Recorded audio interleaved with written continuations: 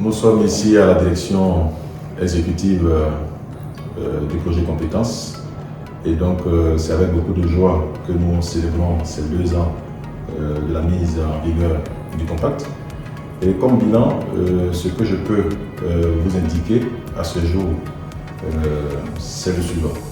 Sur l'activité enseignement secondaire, nous avons 4 sous-activités. La première qui concerne la mobilisation communautaire en vue de la construction des collèges de proximité.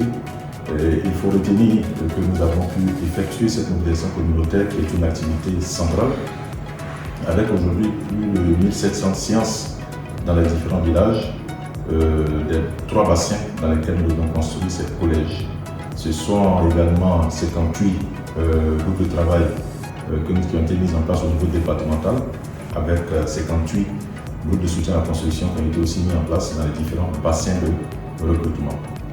Et également, nous avons beaucoup avancé avec les plans types, qui sont des modèles de plans qui ont été améliorés pour donner du confort, de la sécurité à nos enfants qui vont fréquenter ces établissements.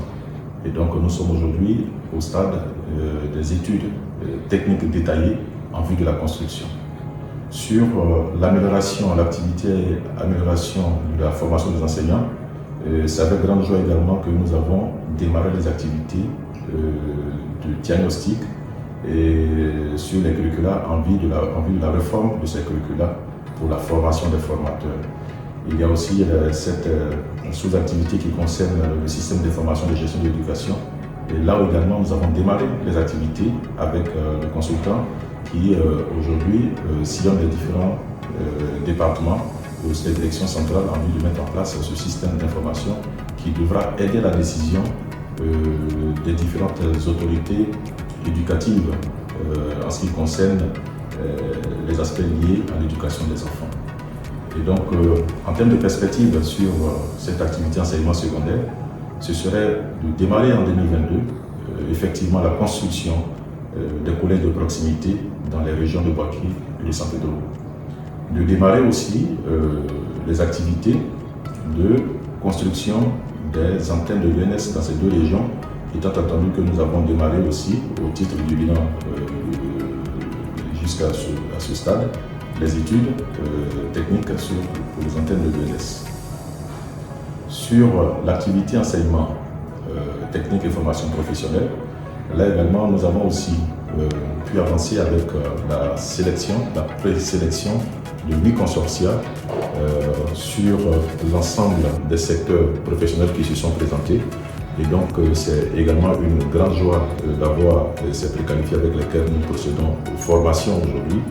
Et ces différents consortia vont compétir pour la dernière phase et il sera retenu 3 ou 4 pour la construction de ces centres. À côté de cela également, en termes, je dirais, d'outils soft pour appuyer ces établissements, nous avons 2 systèmes qui vont être mis en place, à savoir le système d'accréditation de ces centres et aussi le système de suivi de l'insertion de ces diplômés. Et donc nous sommes heureux également d'avoir pu démarrer cette mission de mise en place de ce système d'accréditation. Et pour celui du tresseur, il démarre en ce mois, disons, de septembre. Et donc, en termes de perspective pour l'enseignement technique et la formation professionnelle, ce serait également de poursuivre encore cette mobilisation du secteur privé qui, les 2 dernières années, a montré véritablement un engouement à ce nouveau paradigme à travers, disons, ces centres qui seront mis en place par le secteur privé, opérés par le secteur privé, afin de pouvoir assurer une durabilité de ces centres. Et ce que nous souhaitons par-dessus tout, c'est que ces centres pilotes puissent connaître un succès et que cela soit vulgarisé par l'État de Côte d'Ivoire.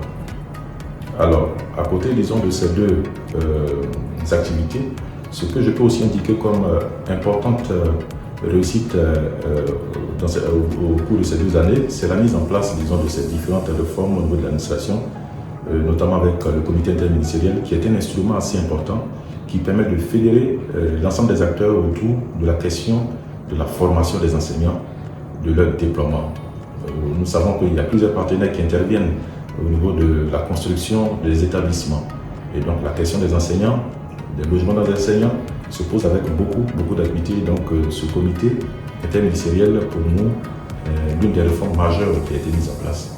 À côté de cela également, vous avez le SIGE, le comité SIGE, qui lui également permettra également de suivre, de superviser, de mettre en œuvre un système d'information de gestion de l'éducation qui pourra permettre au ministère de pouvoir dresser en temps réel les problématiques liées à ces différents établissements, avec une connexion qui sera mise en place depuis ces collèges de proximité et collèges existants jusqu'au niveau des zones de la prise de décision au niveau du ministère.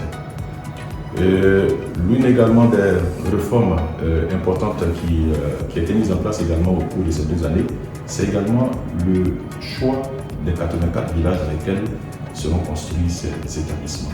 Alors, une étude géospatiale et technique rationnelle a été mise en place avec l'appui du ministère et de toutes les parties prenantes, avec des données qui ont été utilisées, qui ont été analysées, qui ont permis de sélectionner les bassins de recrutement.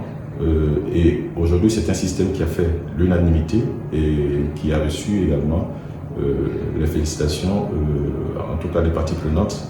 Et donc, nous nous en félicitons et nous souhaitons que ce type d'outils soit de plus en plus mis en place, en tout cas des outils basés sur l'analyse des données pour adresser les questions liées au site et au village de construction. Mais au-delà de cet exemple, c'est également pour nous un instrument, un outil important que nous voulons également mettre en place avec les parties prenantes dans toutes leurs prises de décision, que ces décisions soient basées sur la donnée. Et donc, voilà un peu, j'allais dire, les satisfactions que nous tirons de ce bilan.